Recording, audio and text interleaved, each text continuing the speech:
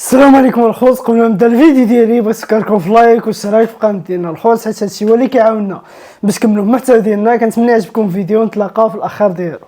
Un Algérien appelle au boycott de la CAN 2025 au Maroc et parle de pays sionistes. يا العزيز كل فيك تفرجها في دارك، ماشي اوبليجي تروح لهذيك البلاد اللي ما تسماش.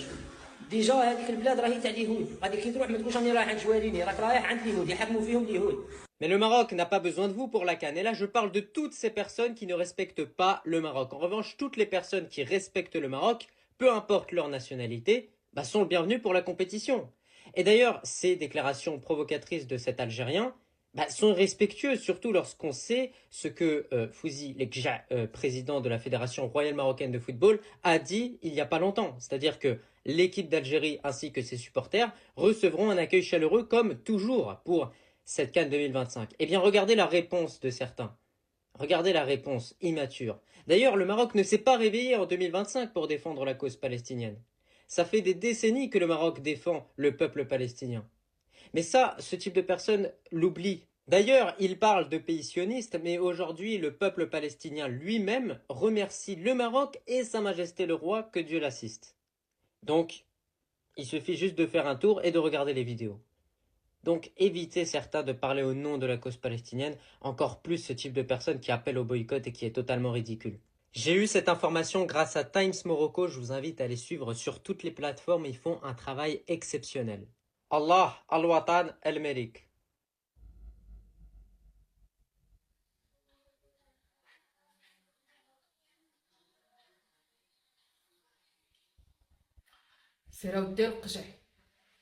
ربي بوحدو اللي غادي يجازيك على الاجر وعلى الخير اللي درتي في هاد الطفلات مساكن، شبعتيهم سير كي شبعتيهم الله يسقيك من عنده. تلقى لهم مسكين تيو في وسط من التيران او خلاهم مساكن يتبربزوا في الماء، باين كانوا واكحات، كانوا ناشفات مساكن الجفاف عندهم والقيفار مساكن شافوا التيو ديال الماء، نساو التداريب، نساو لجاو، نساو كاس افريقيا، نساو كلشي مساكن بقاو عاد تبربزوا في الماء. شبعتيهم ربي اللي غادي يجازيك، نصاب تكمل على لاجر ديالك هاو تشبعهم حليب.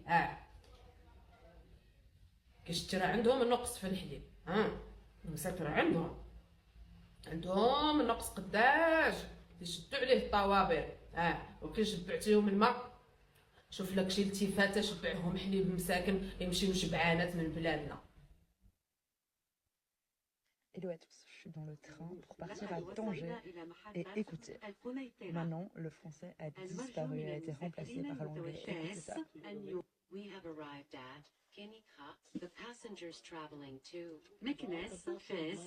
Et donc voilà, le Maroc évolue, a compris qu'il fallait être de plus en plus international et c'est pas avec le français, c'est avec l'anglais et ça c'est direction la Coupe du Monde et la CAN complètement. Not, but that's not uncommon in many places in the world. I just feel really, really safe. I think Morocco maybe has a bit of a reputation because of, I'm guessing, the Marrakesh souk and the souks of the bigger cities which have lots of tourist stalls, and I think people then can get, you know, a bit of chat because people are trying to sell stuff, I guess. And obviously, like in crowded spaces, it's important to be careful with your valuables, just as it is in London though. But Tangier, I mean, it's not as touristy as some places. It's still touristy, there's still tourists here, especially as it's so close to Spain. I don't know, it doesn't seem to have that kind of hustle about it. Last night I went to the Syrian restaurant and the guy there let me off 5 dirhams because I only came to 105 dirhams in total and I only had 100, and he let me off, and it was only a small amount of money, but I felt a bit bad, I didn't want to shortchange him, so now I've got 5 dirhams. I went back into the restaurant just then and asked him if he'd like it back, and he was like, no, of course not. And I was like, are you sure? Yeah, like it is only a small amount of money, but you know, it was the price. I wanted to pay the correct price. He wouldn't take it from me. And just that seems to be the essence here. Like, people just seem to be super nice, super friendly, and it's just chill. I've found somewhere else to go for an early dinner, and then I do want to, still don't feel like I've properly walked around the actual Casbah, so I'm going to do that as well.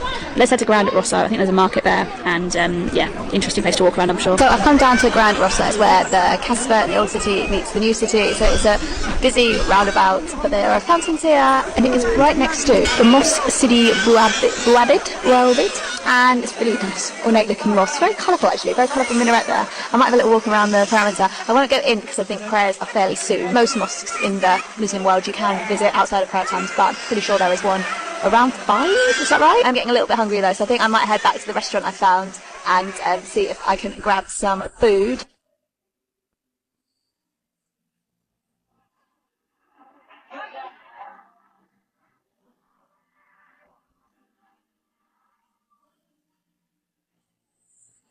So the last thing I wanted to do in Tangier was just have a walk through the Casbah. This is really interesting. So this is the old city. It's very similar to other old cities in North Africa. But what is really interesting, I found, is how quickly it transitions from kind of touristy, a little bit commercial, to proper, like, authentic. So on Google Maps, you've got, like, lots of roads. They sort of end, and then these green lines start, which indicate kind of laneways. And when you get to the green laneways, it gets suddenly a lot more residential, very authentic. There are a few businesses, like there's a barber shop just behind me, but generally residential, and you've just got the really tall buildings and narrow streets. And again, I do feel safe. I feel very, very, very safe. I'm not going to get my camera out too much. I've been filming on my phone, but that's just not to attract too much attention to myself. Like, that's common sense wherever you are in the world. Anyway, I think this part of the Casbah actually now leads out to basically the seafront, which is where I'm headed. Just came out to sort of where the Casbah leads out through the Bab al-Bar, and then it leads out towards a beautiful view of the Mediterranean Sea. Felt completely safe. The only minor thing of note is just then a couple of people did ask me, like, where are you going and do you want me to show you? Which, you don't want to even mention it really, because they could have just been being nice. But sometimes people do ask you if you need any help, and then once you receive help, then they'll ask you for X amount of money. We did kind of experience this when we were in Tunisia, but it wasn't really this at all. We didn't. How to eat with our hands using our hands. Bismillah. Bismillah. Bismillah. Thank you. Okay. So we want to kind of tons of onions, and it is just piled high. So let me go in with a piece of bread here. واو سيلينا سيلينا السلام عليكم. لا صغير فاس نداي مش معناه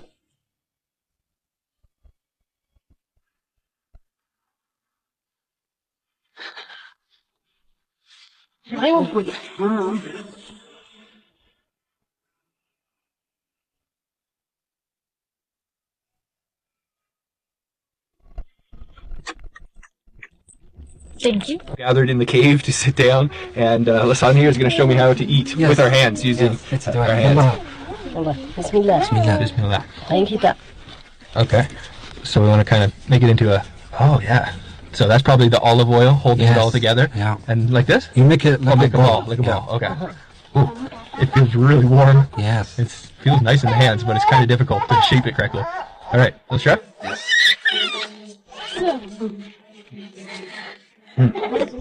Whoa. It's definitely a little dry, but the couscous is so fluffy. It's very simple. There's not much flavor. I can taste the olive oil.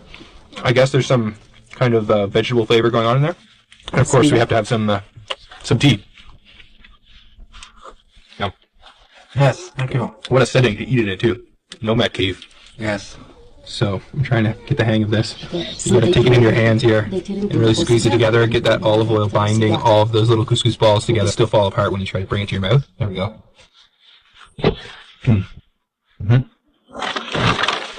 So it's a very hearty dish. You can see that this would be nomadic food because it's just filling, but it does the job and still tastes good, and also very easy to transport the semolina and make easily without, having bread or other carbs that aren't as easy. And it goes really well with the tea. An incredible experience, to say the least. All of us sitting around in the cave in a circle eating a very simple couscous, and you can see the vast contrast from the one we tried in the Sahara Desert, which had a lot more spice, a lot more ingredients. This one was much more simple, and we found all of the ingredients for it on the way here, which was really incredible. We even used that wild oregano in the tea too. Super friendly family, incredible experience in the cave, and delicious.